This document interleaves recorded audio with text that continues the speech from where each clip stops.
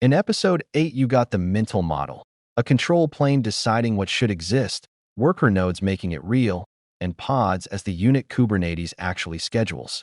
This episode, we make it real on your own machine. You don't need a data center to learn Kubernetes. Tools like Kind and Minikube spin up a fully functional cluster inside containers or a VM on your laptop. Same API, same behavior, same commands you'll use against a real production cluster later. Once your local cluster is up, you'll talk to it with Kubectl, the command line tool for Kubernetes. Think back to episode 1's client daemon model. Docker, the client, talked to Dockered, the daemon, doing the real work. Kubectl plays the exact same role here. It's the client, and every single command it sends goes straight to the API server from episode 8, which is Kubernetes' equivalent of the daemon.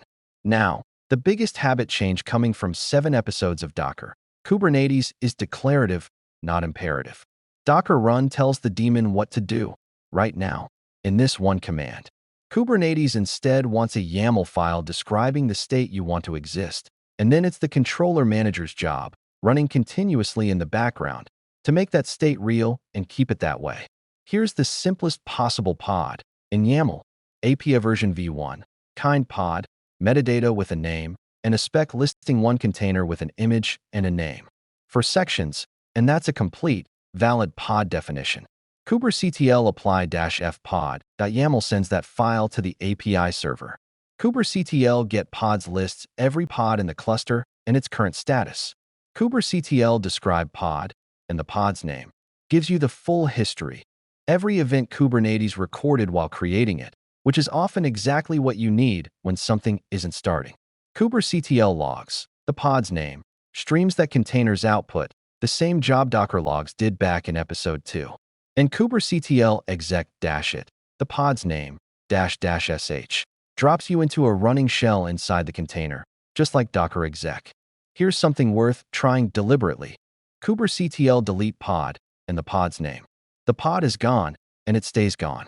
Nothing brings it back, because you asked for exactly one bare pod, and Kubernetes did precisely that.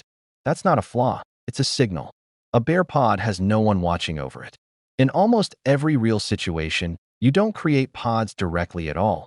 You create a deployment, a higher-level object that owns a set of pods and keeps the count you specified running no matter what happens to any individual one. We're deliberately not opening that box yet. Let's recap. Kubectl is the client. The API server is the daemon it talks to. Kubernetes is declarative. You describe desired state in YAML, and the cluster continuously works to match it. And a bare pod, unlike a deployment, has nobody watching it if it dies. That gap, a pod with nobody watching it, is exactly where episode 10 picks up. Next time, deployments, scaling, and self-healing. Subscribe so you don't miss it. See you then.